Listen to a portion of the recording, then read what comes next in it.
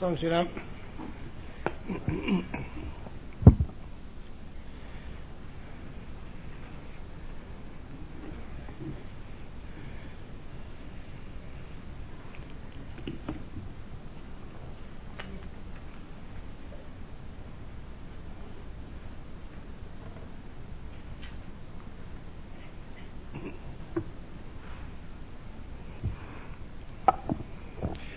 Donc,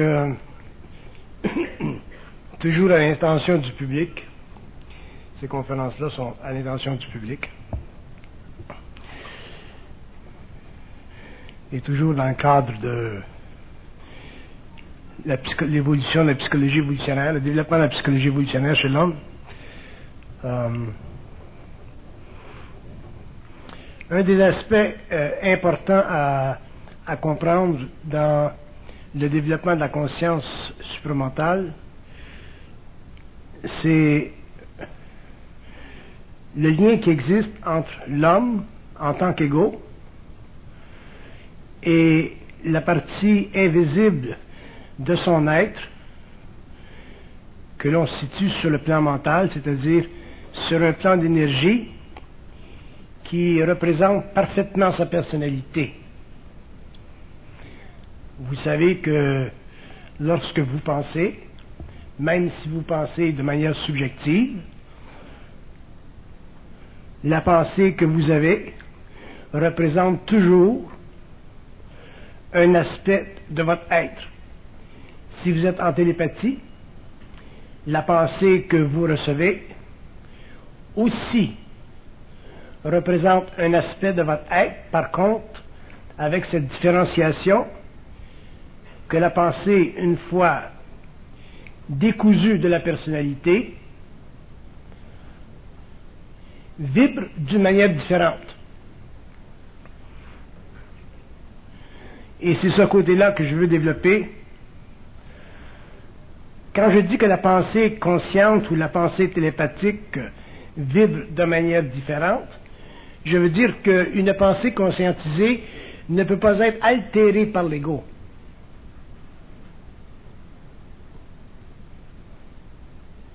Quand je dis qu'elle ne peut pas être altérée par l'ego, je veux dire que cette pensée est directionnelle, elle est dirigée, et elle donne à l'ego un semblant de réalité qui est prépersonnel, c'est-à-dire qui n'est pas entaché par sa conscience à lui. Et lorsque cette pensée est très développée, elle permet à l'homme de réaliser qu'il est en communication instantanée avec un autre plan, avec une autre dimension, et c'est cette qualité de la pensée dite supramentale qui permet à l'homme d'ajuster son être par rapport à sa source, ou ajouter ce qu'on dirait son âme par rapport à son esprit. La différence entre l'âme et l'esprit chez l'homme n'est pas claire. Cette différence n'a jamais été clarifiée pendant l'évolution parce que l'homme n'avait pas accès à des données occultes suffisamment déspiritualisées pour permettre chez lui une déconstruction de son ego sur le plan psychologique. Lorsqu'un homme est en communication télépathique avec le plan mental, il vit, il expérimente, il connaît instantanément une déconstruction psychologique de son ego, c'est-à-dire qu'il expérimente un niveau ou un autre de présence chez lui. Et cette présence fait partie du monde de l'esprit, c'est-à-dire du monde mental qui ne se préoccupe pas d'aucune manière des conditions psychologiques de l'ego, c'est-à-dire des besoins psychologiques de l'ego. Dans l'homme, il y a deux parties. Il y a une partie égoïque que l'on convient d'appeler son être planétaire, et il y a une partie invisible, universelle, cosmique, prépersonnel, dont le rôle est de mettre en vibration l'ego pour que lui, le mortel, puisse un jour devenir libre des forces astrales de l'âme, c'est-à-dire de son contact insidieux avec le plan de la mort, qui est le plan astral. Ceci donne à l'homme un avantage sur le plan de la connaissance de soi, ça donne à l'homme un avantage sur le plan de la conscience mentale, mais ça ne lui donne pas nécessairement un avantage sur le plan matériel en ce qui concerne les conditions sociologiques, psychologiques de l'ego. Autrement dit, ce qu'un homme veut sur le plan matériel fait partie de sa conscience planétaire. Ça ne fait pas nécessairement partie d'un plan de vie occulte ou initiatique qui résulte de son contact télépathique avec le plan mental. Donc, il y a, dans un sens, deux évolutions chez l'homme qui se produisent en même temps. Une évolution personnelle, socio-culturelle, qui fait partie de son environnement, de ses besoins, et il y a une évolution occulte, initiatique, solaire, mentale, extrêmement occulte, qui fait partie de la descente de son esprit dans la matière pour éventuellement, au cours de l'évolution, soit personnelle ou sociale, créer une fusion, c'est-à-dire une unité entre le plan de la matière et les plans subtils de l'esprit. Cette condition fait partie de l'évolution parce que cette condition constitue pour l'être humain une déconstruction de son ego psychologique, c'est-à-dire une façon de voir, une façon d'être qui ne peut pas être pensée ou réfléchie par l'ego, mais qui éventuellement fait partie de sa conscience, donc de sa science, parce que l'ego finalement est allumé, l'ego est éclairé à partir de plans supérieurs à sa conscience psychologique. Pendant l'évolution, c'est-à-dire pendant les millénaires qui ont servi à la formation chez l'homme d'une conscience planétaire, donc d'un ego ultimement développé, un ego où l'intellect est devenu pour lui sa mesure de la réalité matérielle, la lumière ne pouvait pas éclater dans l'homme parce que, comme je disais tout à l'heure, lorsque la lumière éclate dans un ego, elle déconstruit sa conscience psychologique. Donc, la lumière a été retenue chez l'homme pendant des millénaires et cette retenue a créé ce qu'on appelle l'involution, c'est-à-dire l'incarnation de l'âme, le développement d'une conscience planétaire, le développement d'un ego, au profit seulement d'une conscience mortelle, mais non pas au profit d'une conscience immortelle, c'est-à-dire au profit d'une conscience qui ne s'endort jamais dans la mort astrale une fois que les corps subtils se sont séparés du corps matériel et que l'homme finalement a laissé derrière lui sa nature purement planétaire. Dans l'évolution, si on fait ou si on doit faire un constat instantané pour rejoindre l'avenir avec le présent, l'homme, en tant qu'individu, découvrira que la substance même de son être est directement liée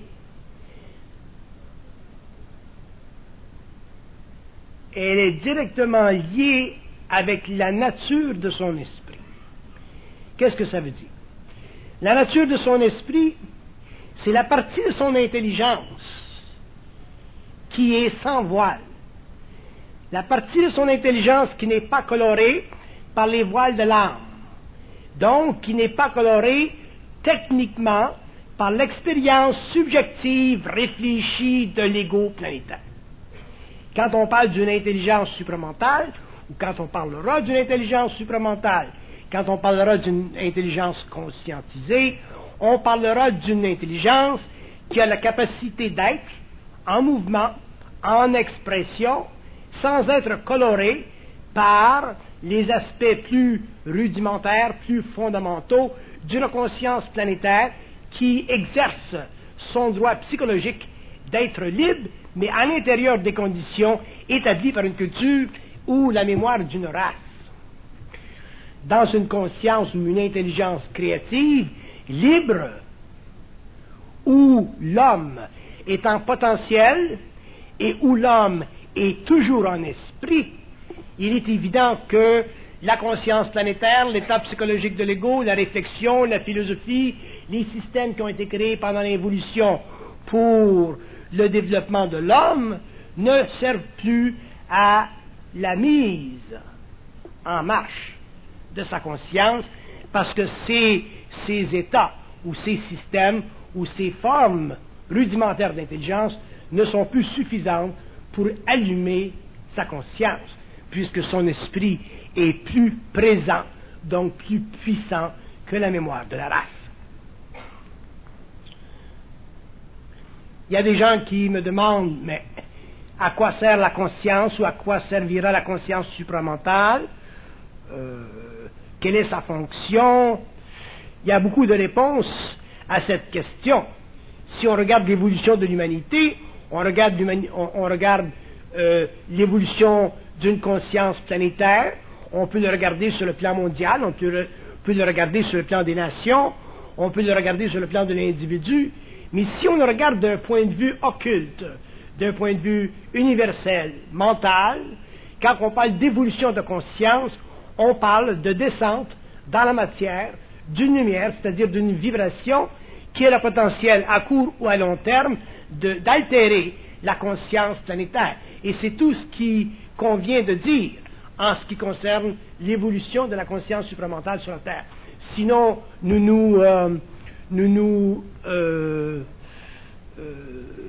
nous enfermons dans des formes, nous nous enfermons dans des structures, et nous voulons utiliser des mesures de temps pour évaluer un mouvement d'énergie qui fait partie de l'ordre des choses et d'un ordre extrêmement occulte des choses, de sorte que l'homme, éventuellement en tant qu'ego, ne peut plus saisir fondamentalement la nature de sa source.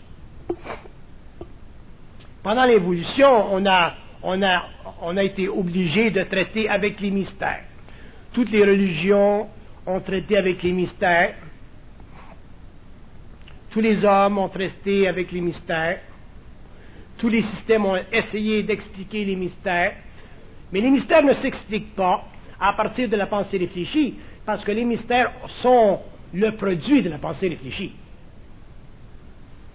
C'est la réflexion qui a créé les mystères. Donc, si on a le mystère de Dieu, ça fait partie de la réflexion de la pensée réfléchie.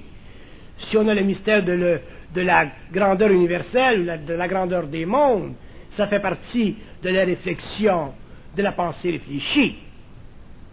Si on a le mystère de l'origine de la vie, ça fait partie de la réflexion de la pensée réfléchie. Sur le plan mental, les mystères n'existent pas, pour la simple raison que sur le plan mental, la pensée réfléchie n'existe pas.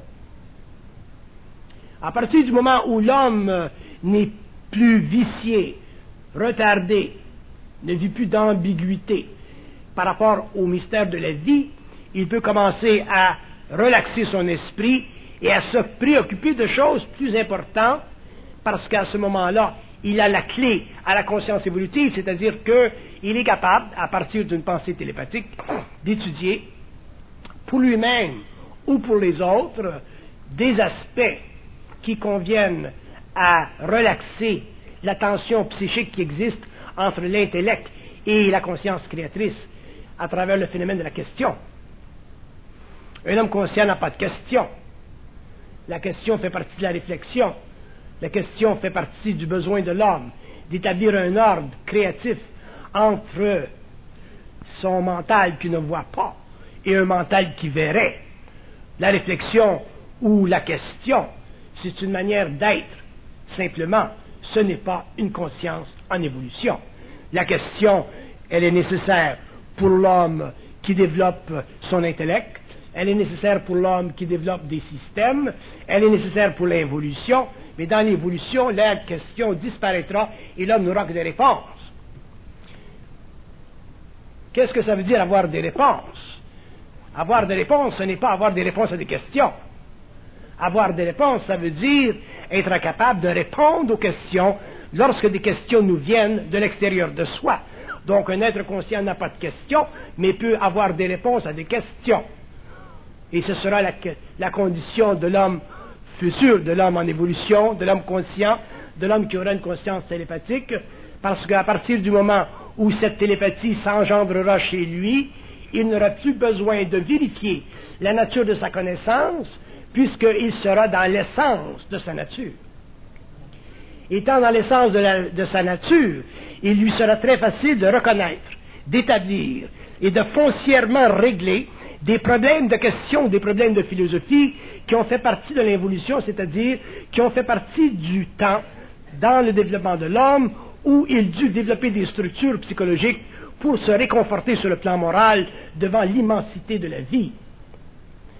À partir du moment où l'homme aura cessé ce mouvement ambigu, ce mouvement réflectif, et qu'il aura finalement commencé à constater qu'il est un être de lumière, non pas dans le sens spirituel, mais dans le sens créatif du terme, et qu'il a le droit, la parole, le pouvoir de saisir dans le moment instantané, la nature de la réponse à la question. Mais ceci ne se produira que lorsque l'homme aura finalement découvert qu'il a l'autorité de dicter, de développer, d'établir et de créer la fondation de sa conception par rapport au monde, soit matériaux ou spirituels ou universels. Si l'homme ne sent pas qu'il a l'autorité de développer, l'autorité de définir la réalité des mondes, il est évident qu'il n'aura pas l'autorité à partir du mental, et à ce moment-là, il sera obligé de réfléchir sur l'autorité des autres, et c'est ce que l'homme a fait pendant l'évolution. Il a réfléchi sur l'autorité des églises, il a réfléchi sur l'autorité des philosophes, il a réfléchi sur l'autorité des maîtres, mais il n'est jamais devenu lui-même son propre auteur. Pourquoi?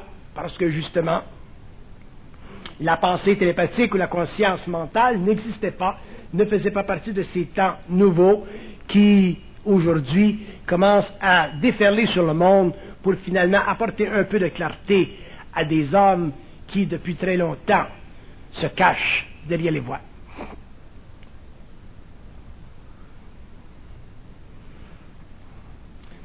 Si nous regardons la conscience mentale, si nous regardons la vie, la réalité, ou si nous parlons de la réalité, il est essentiel que nous apprenions à la regarder à partir d'un point qui ne nous concerne pas. Il est évident que si vous regardez le concept de Dieu à partir d'un point qui vous concerne, vous serez forcé de donner une définition de Dieu qui vous convient. Si vous êtes un bon catholique, vous donnerez une définition de Dieu qui vous convient. Si vous êtes un bouddhiste, vous donnerez une autre définition. Si vous êtes un homme qui vit dans une tribu, vous donnerez une autre définition. Si vous êtes un matérialiste, un technicien, vous donnerez une autre définition. Mais ce n'est pas la situation.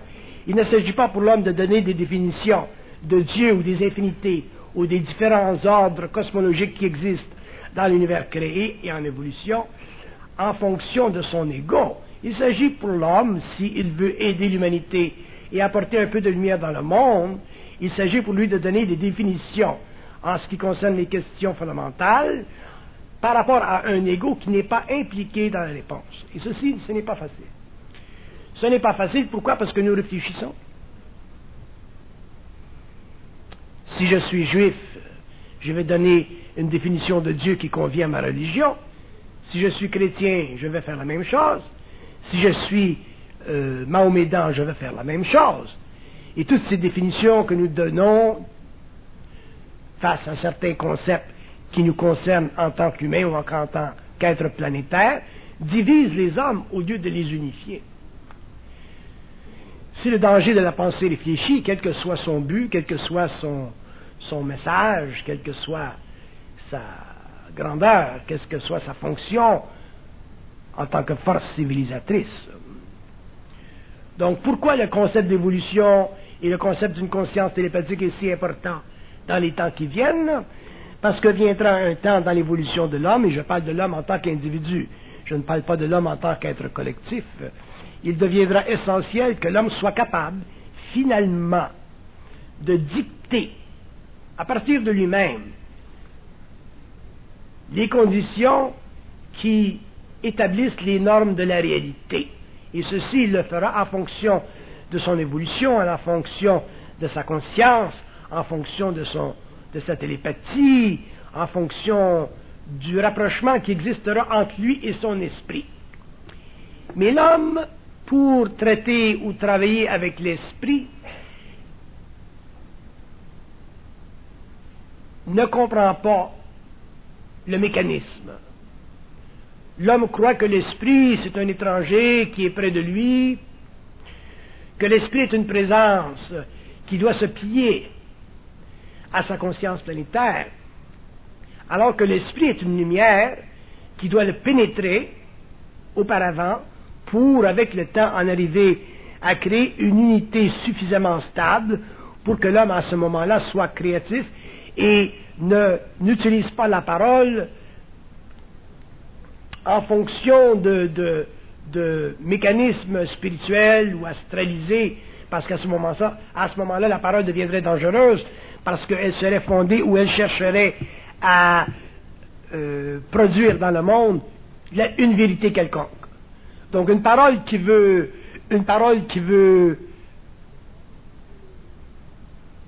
que s'exerce ou que se manifeste une vérité quelconque dans son mouvement est une parole dangereuse. Et nous reconnaîtrons au cours de l'évolution que la parole de l'homme conscient sera totalement décousue, totalement libre de la recherche de la vérité. Et ceci, ce n'est pas facile pour un être inconscient parce que l'homme inconscient cherche la vérité. Un être conscient qui ne cherche pas la vérité n'a pas le problème avec la vérité. Mais un être conscient qui recherche la vérité parce qu'il n'est pas dans son identité, trouve très très difficile de recevoir une parole sans chercher à l'intérieur de cette parole des morceaux de vérité. Et cette illusion est fondamentale chez tous les hommes, et les hommes, au cours de leur développement, seront obligés éventuellement de l'abattre, de la mettre de côté, parce que la vérité n'existe pas. Donc si vous dites, si la vérité n'existe pas, qu'est-ce qui existe? À ce moment-là, on dira qu'il y a des choses qui sont réelles. Et l'homme sera obligé un jour de changer, mettre de côté le terme vérité qui a servi à l'involution, qui a servi à polariser la conscience des hommes, pour finalement aller et utiliser un concept un peu plus neutre, un peu plus universel, un peu plus scientifique, qui est le concept de la réalité. Et à partir de ce moment-là, lorsqu'il aura digéré ce changement, il pourra commencer à décrire la réalité et sa conscience occulte se mettra facilement à son service pour décrire les différents ordres cosmologiques qui sous-tendent la création du monde matériel. Et à ce moment-là, les mystères n'existeront plus parce que l'homme comprendra pourquoi dans le passé le concept de Dieu est important, pourquoi dans l'avenir il ne sera plus suffisant pour lui permettre de constater une infinité. L'homme commencera à comprendre que dans tous les mots, dans toutes les paroles, il y a une vibration, et que ce n'est que la vibration qui détermine la nature de la réalité et jamais la forme. Les grands problèmes de l'évolution, bien qu'ils furent nécessaires pour le développement de l'ego, ont dérivé du besoin chez l'homme de se lier ou d'appartenir à une forme. Les guerres sont nées de cette condition et les conflits religieux sur la terre sont nés de ces conditions. L'homme conscient sera libre complètement de la forme, il ne s'occupera que de la vibration, et une fois qu'il aura amené son ego à se dompter de la forme, à se sentir libre dans le mouvement créatif de sa propre lumière, les mystères seront à sa portée et l'homme pourra finalement commencer sur la terre, dans son coin de la terre, à expliquer aux hommes le réel, c'est-à-dire les conditions qui sous-tendent l'existence. Mais quand on parle d'existence, on parle de quoi? On parle de plusieurs choses. Quand on parle d'existence, on parle de l'ignorance temporaire d'un ego. Ça fait partie de l'existence. L'ignorance temporaire, temporelle d'un ego, ça fait partie de l'existence. Qu'est-ce que l'existence? L'existence, c'est le phénomène de la question chez l'ego. Le fait que l'ego est de la question ou est des questions, ça fait partie de l'existence. Avoir une question, c'est existentiel. Tous les philosophes sont existentiels. Même ceux qui prétendent autrement sont existentiels. Qu'est-ce que l'existence? L'existence, sur un troisième plan, c'est l'incapacité de l'être, de connaître et de reconnaître l'origine de sa pensée. Un homme qui ne connaît pas l'origine de sa pensée, qui ne peut pas reconnaître la source de son mental, la source de son intelligence, est un être en existence, c'est-à-dire un être qui est obligé de réfléchir pour savoir. Donc, si un homme est obligé de réfléchir pour savoir, ce qu'il voit, ce n'est pas réel. Ce qu'il voit est simplement du trompe-l'œil. Ce qu'il voit, c'est simplement une partie de lui-même qui est à la fois une coloration due à sa mémoire raciale, due à sa culture et due à son progrès technique, personnel, pendant les générations où il a vécu.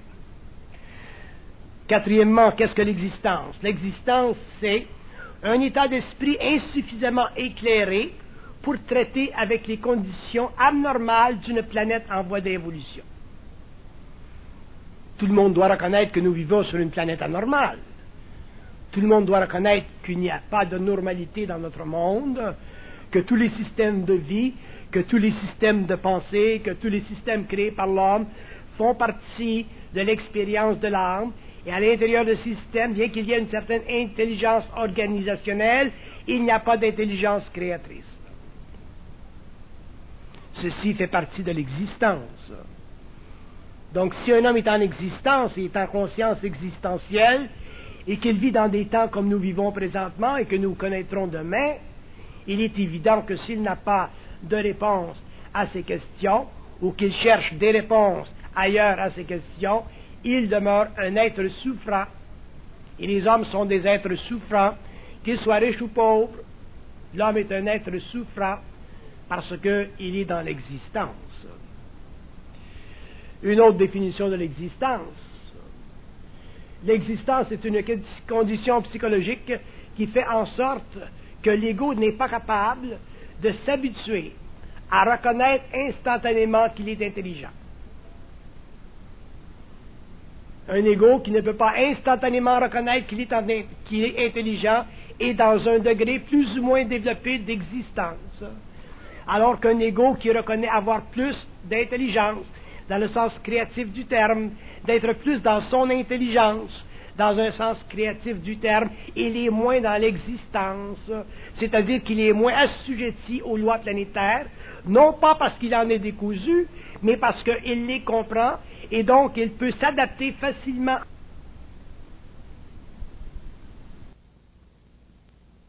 d'autres réponses, d'autres définitions de l'existence. L'existence, c'est une manière à l'âme d'expérimenter la matière pour son profit personnel aux dépens de l'ego. Qu'est-ce que l'ego?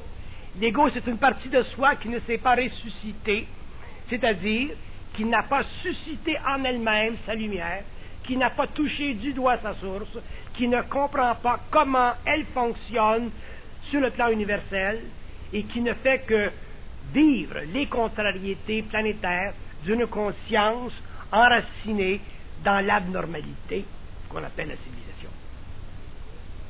Qu'est-ce que l'ego? L'ego, c'est une partie de soi qui tente d'être intelligente, mais qui n'est pas capable parce qu'elle n'a pas d'aide. Qu'est-ce que l'ego? C'est une partie de soi qui veut être intelligente, mais qui a peur de l'être parce que lorsque l'aide vient, elle ne veut pas l'utiliser. Qu'est-ce que l'ego? L'ego, c'est une partie de soi qui a besoin des autres parce qu'elle a la crainte fondamentale de se tenir seul devant l'abnormalité de la civilisation.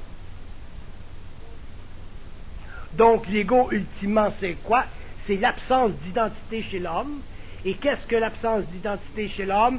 C'est la puissance de l'âme qui habite son être au profit des mémoires involutives, des mémoires astrales, et en dépit de son besoin, sur le plan matériel, d'avoir une vie qui fait son affaire, c'est-à-dire une vie qu'il conçoit comme étant pleine. Je vous donne ces définitions pour vous permettre de saisir certaines choses à partir d'un plan qui nous permet finalement aujourd'hui de constater la réalité de l'homme et son irréalité psychologique, afin de pouvoir un jour finalement commencer à grandir et à entrer dans notre potentiel. Le thème de l'existence doit être touché, parce que l'existence, c'est une définition psychologique interprétée par l'ego, donnée par l'ego, pour lui permettre de se convaincre,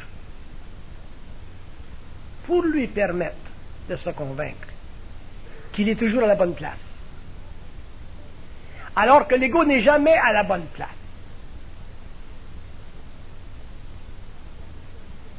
Quand vous travaillez dans une compagnie que vous n'aimez pas, vous n'êtes pas à la bonne place, mais vous restez là parce que ça vous permet de vivre. Quand vous êtes marié à quelqu'un qui n'est pas en harmonie avec vous, vous n'êtes pas à la bonne place, mais vous restez là parce que vous ne voulez pas être seul. Il y a plein de choses dans la vie qu'on fait parce qu'on n'est pas à la bonne place. Et si on était à la bonne place, ou si la civilisation était à la bonne place, la civilisation se détruirait instantanément. Donc l'ego, c'est une chose, c'est un état qui permet à l'homme de ne pas être à la bonne place. Et lorsque l'homme réalise qu'il n'est pas à la bonne place, il commence à s'inquiéter parce qu'il a peur de faire les mouvements nécessaires pour se replacer. Il y a une inertie chez l'homme, il y a une inertie chez l'ego, et on trouve cette inertie beaucoup plus grande chez les peuples un peu moins fortunés que nous en Amérique, les vieux peuples de l'Asie, les vieux peuples en Afrique, ou les individus qui cherchent à se retirer de ces égrégores planétaires ont toute la difficulté du monde à se retirer. Pourquoi? Parce que il y a la mémoire de la famille, il y a les liens de la famille, il y a les liens de la race, il y a les liens de religion, il y a des liens à tous les niveaux qui empêchent l'homme de se replacer. Et sur le plan individuel, que vous soyez d'une nation ou d'une autre, vous aurez un jour à vous replacer. Si ce n'est pas un problème de replacement sur le plan matériel, si vous n'avez pas à vous replacer dans le cadre d'une dimension physique, vous aurez à vous replacer sur le plan psychologique. Replacer veut dire se tourner de bord. Replacer veut dire regarder les choses d'une autre façon. Replacer veut dire commencer finalement à voir clair.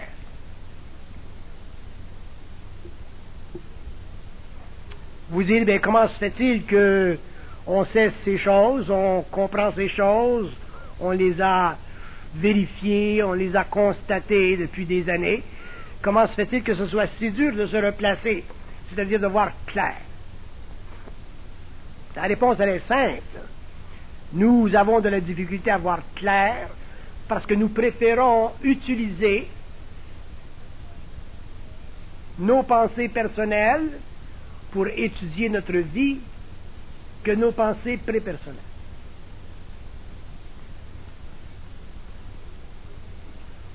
Nos pensées personnelles font partie de notre personnalité, elles font partie de notre sécurité, elles font partie de notre monde que nous avons créé depuis que nous sommes jeunes, alors que les pensées prépersonnelles qui sont issues d'une télépathie universelle n'ont aucune émotion, c'est-à-dire qu'elles ne sont aucunement rattachées à ces besoins qui flirtent avec l'ego.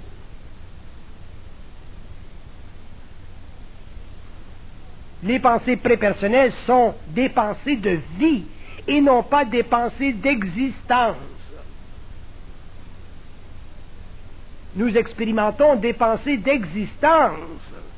Nous nourrissons de pensées existentielles. Nous ne nous nourrissons pas de pensées de vie.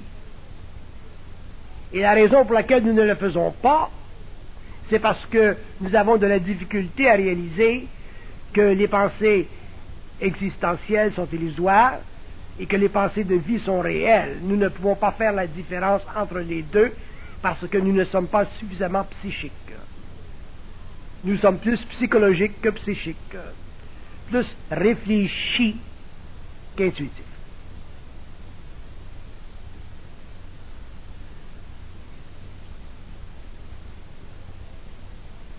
Les hommes ont essayé pendant des siècles et des millénaires à étudier la condition humaine. Le terme condition humaine est vieux comme la terre. Et pourquoi ce terme de condition humaine persiste-t-il aujourd'hui, au XXe siècle, alors que nous avons développé un intellect merveilleux, une technologie envahissante?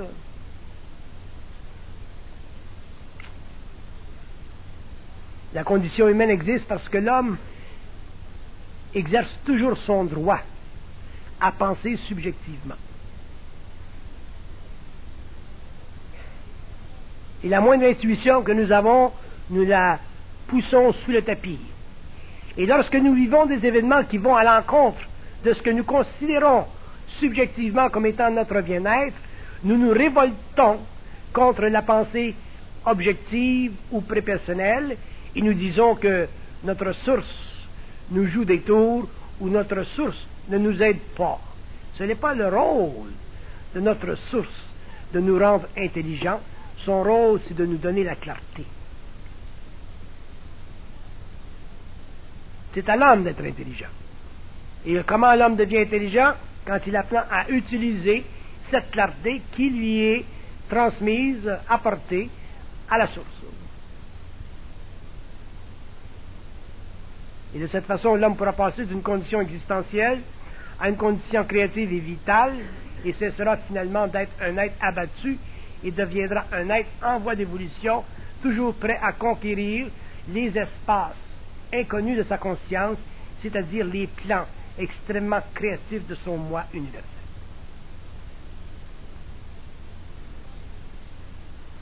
Le temps des philosophies, de la réflexion sont terminés. Le temps des religions s'achève.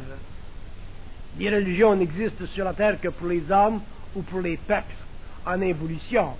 Elles sont encore nécessaires, mais elles ne font pas partie du domaine de l'homme conscient.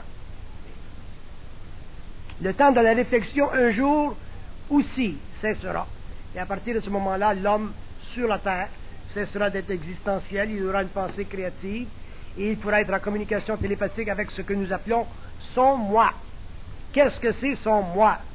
Qu'est-ce que le moi? Le moi, ou le grand moi, c'est cette partie de l'homme qui ne fait pas l'affaire du petit moi.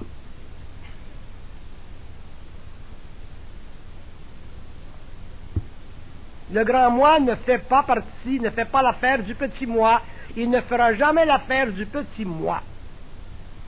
Les êtres qui croient que le grand moi fera l'affaire du petit moi sont des êtres spirituels. Et lorsque ces êtres-là entreront dans une initiation fondamentale, ils s'apercevront que la relation entre le moi universel et le moi planétaire est une relation dirigée et non pas une relation technique de bas en haut qui demande la synthèse, la fusion, l'unité, la relation entre le petit moi planétaire et le moi universel. C'est une relation qui doit être fondée sur la descente de ce que nous appelons l'esprit dans la matière, c'est-à-dire la capacité de l'ego, malgré toutes les contraintes d'une vie civilisée, d'absorber les quantums d'événements qui choquent sa conscience pour finalement en arriver à extraire de sa mortalité son immortalité.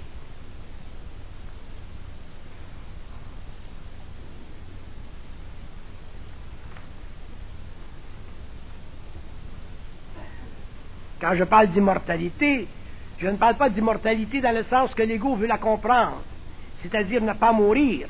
L'ego, l'homme, mourra. Mais lorsqu'il sortira de son corps matériel, au lieu d'aller en conscience astrale, perdre le contact avec sa source, il gardera ce contact et continuera son espace, son voyage, son développement dans les univers parallèles, en conscience éthérique, totalement unifié à ce qu'on appelle aujourd'hui son moi universel.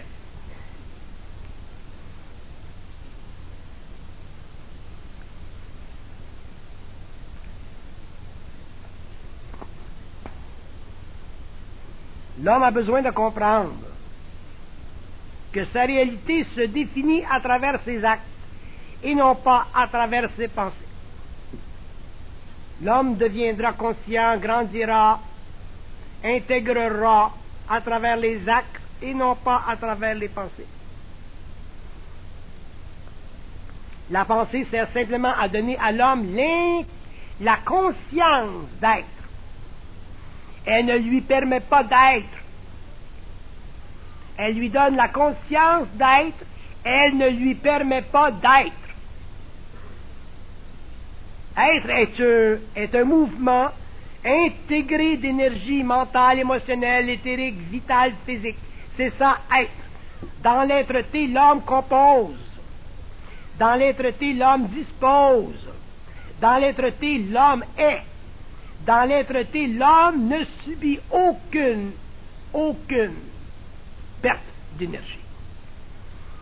Alors que dans le cas contraire, dans la non-être-té, dans l'existence, dans le mouvement incessant de sa pensée réfléchie, qui essaie d'évaluer la nature de la vie et constater ses échecs ou ses mouvements utiles, l'homme est incapable de saisir jusqu'à quel point il est autonome et en puissance. Le problème de l'évolution et tout ce que je reproche à l'évolution en tant qu'initié, ça a été le temps perdu, les siècles perdus sur la Terre au profit des forces astrales, c'est-à-dire au profit des forces du monde de la mort qui utilisent la pensée de l'homme pour habiter son esprit incarné afin de lui donner l'aisance psychologique qu'on appelle l'ego réfléchi. Heureusement pour ceux qui ont des liens astraux suffisamment évolués, ils ne souffrent pas trop, mais imaginez-vous ceux qui sont possédés par des forces astrales de bas niveau et qui connaissent la folie, la dégradation de l'être, la perdition de la conscience et l'évanouissement pendant toute une vie de l'espoir de vivre.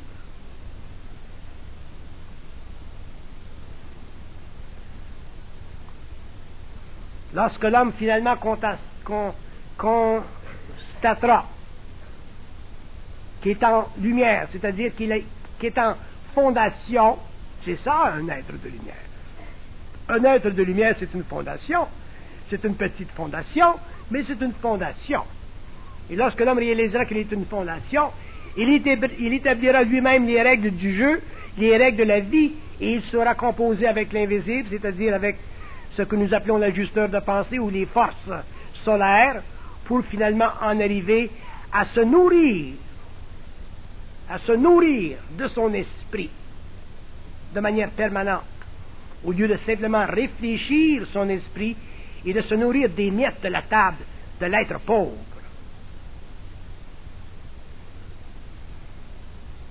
Aucun homme n'est semblable à l'autre, nous sommes tous différents. Il n'y a aucune réplique, il n'y a aucune âme comme l'autre, il n'y a aucune conscience planétaire semblable à l'autre, mais il y a des principes universels qui touchent tous les hommes, qui touchent tous les êtres, autant sur le plan matériel que sur le plan astral, que sur le plan éthérique, que sur les plans morontiels. Il y a des consciences dans le monde, dans l'univers, dans les univers parallèles, dans les plans où la gestion même de la vie fait partie de la conscience universelle, et ces lois qui découlent de ces mondes doivent être exécutées, vécues, comprises et réduites dans la vie de l'homme planétaire à une existence de chaque jour, c'est-à-dire à une compréhension intégrale du mode de vie à l'intérieur duquel il s'expose pendant ces générations où il doit être incarné. Et ça fait partie de son droit d'aîné. Il n'y a pas d'autorité au-dessus de l'homme dans le cosmos. Il n'y a pas d'autorité au-dessus de la lumière de l'homme dans l'univers local. Le concept de l'autorité est une malfonction du cerveau humain. Le concept de l'autorité est une antidémocratie. Le concept de l'autorité est une malfonction de la conscience humaine planétaire qui n'a jamais su prendre en main sa propre autorité. Il n'y a pas d'autorité dans la conscience. La conscience est un mouvement de vie. Et un mouvement de vie, c'est un mouvement d'intelligence. Et un mouvement d'intelligence, c'est une approximation à l'infini de ce que vous appelez Dieu dans la conscience des atomes à tous les niveaux de la création, autant sur les plans morontiels que sur le plan matériel. Et ceci touche à toutes les unités de vie, autant animales, minérales, végétales, humaines et suprahumaines. Il n'y a aucune autorité dans le cosmos local sur l'homme. Et lorsque l'homme aura compris ceci, il reprendra en main sa conscience, il reprendra en main sa parole, il reprendra en main sa façon de vivre, et il saura que la relation qui existe entre lui et les mondes parallèles est une relation de transmutation, c'est-à-dire d'élévation de conscience, d'élévation d'énergie et de transmutation de lumière à tous les niveaux de son potentiel vivant. Nous avons été trop longtemps rattachés à la vérité et au système de vie astralisé de l'évolution. Nos esprits ont été absolument puéralisés par le monde astral, par les religions, par les spiritualités. Nous sommes devenus de vrais défroqués. Nous n'avons aucune conscience. Nous sommes totalement défroqués de notre propre lumière. Nous n'avons aucune habilité à savoir, à connaître, à réaliser. Nous n'avons aucune fondation. L'homme est totalement tridimensionnel et il est incapable de conscience unidimensionnelle.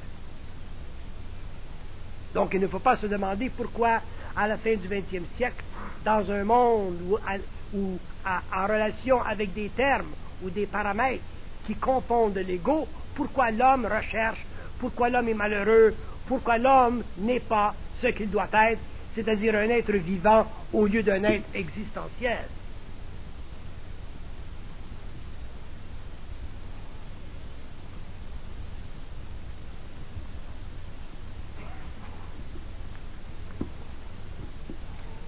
Si vous voulez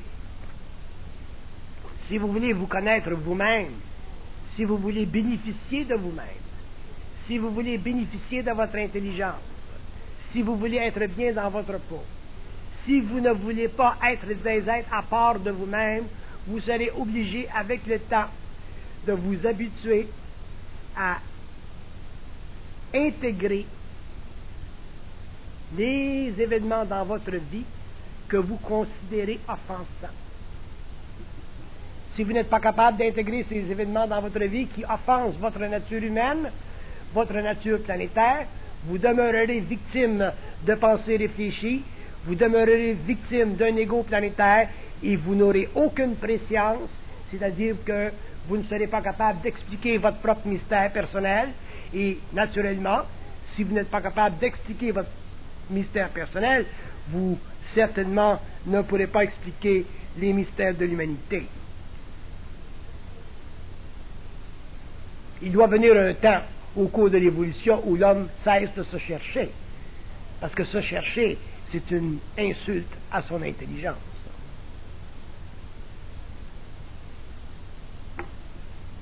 Quand vous vous cherchez dans quoi? Vous vous cherchez dans les rebuts de l'évolution.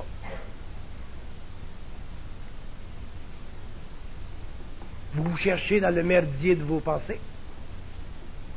Vous vous cherchez dans la connerie de votre mental subjectif.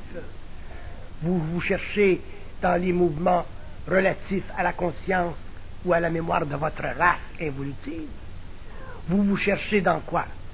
Vous ne vous cherchez pas dans un mouvement créatif de votre esprit. Vous êtes simplement à la recherche de miettes. Vous êtes simplement à la recherche de réflexion. Vous voulez mettre de l'ordre dans un désordre fondamental. Et lorsque, de temps à autre, vous avez l'esprit qui vous crée une condition vous permettant de vous reconnaître, de vous saisir, de vous mettre en mouvement, de vous mettre en puissance, vous tournez le dos et retournez en arrière. C'est l'histoire de l'humanité.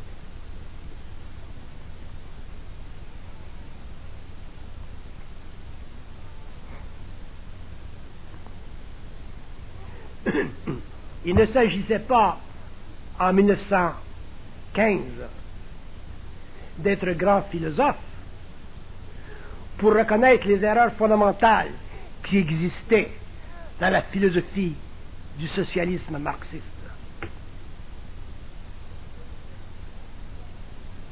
Lorsqu'un État enlève à l'homme le droit de penser ce qu'il veut, déjà il y a danger, même si on parle de pensée subjective.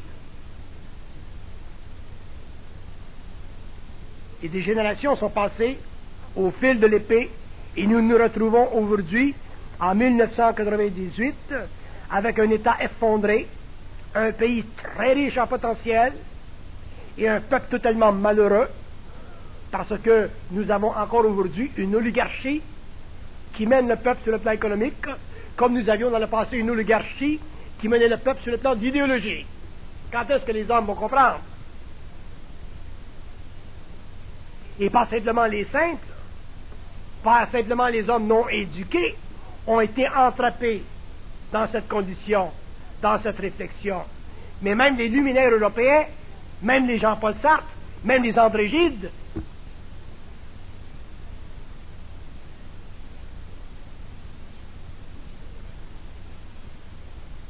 et combien d'artistes qui ont voulu, parce que c'était chic, de flirter avec un système de pensée qui enlevait à l'homme sa nobilité, son droit de penser, même subjectivement. On ne parle pas de pensée objective, on parle de pensée subjective. Droit de prier, droit de religion.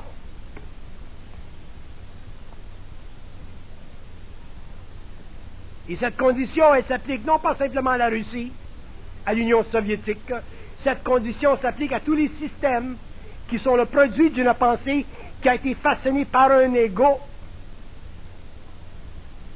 Et je ne connais pas de système de pensée qui n'ont pas été façonnés par un ego. Donc, ce qui veut dire que tous les systèmes de pensée, pour un être inconscient, sont sans valeur. Quand l'homme aura reconnu ceci, qu'il aura fait le tri dans sa librairie psychologique, qu'il aura fait le tri dans ses valises, dans ses mémoires, quand l'homme aura finalement reconnu qu'après avoir fait le tri, il savait des choses qui n'avaient pas été écrites, inscrites, et qu'il aurait la puissance, la force d'être seul devant le monde, l'homme commencera finalement à passer de l'évolution à l'évolution, de l'inconscience à la conscience, de la pensée réfléchie à la pensée créative, et l'homme finalement sera la marque de la fondation, de la deuxième fondation de l'humanité, celle qui ne fait pas partie des empires astraux, mais qui fait partie de la nouvelle colonisation morontielle des mondes à venir.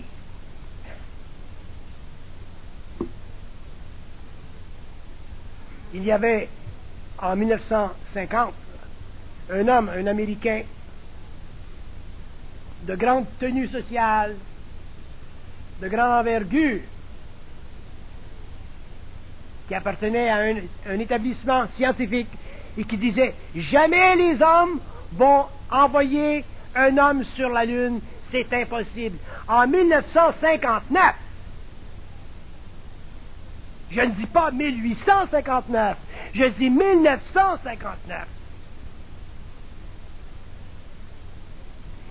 Si un homme bien placé ne peut pas voir le potentiel d'une humanité aveugle, mais techniquement compétente, imaginez-vous à quel point nous en sommes aujourd'hui pour voir. Sommes-nous bien placés pour voir le potentiel d'une humanité vivante?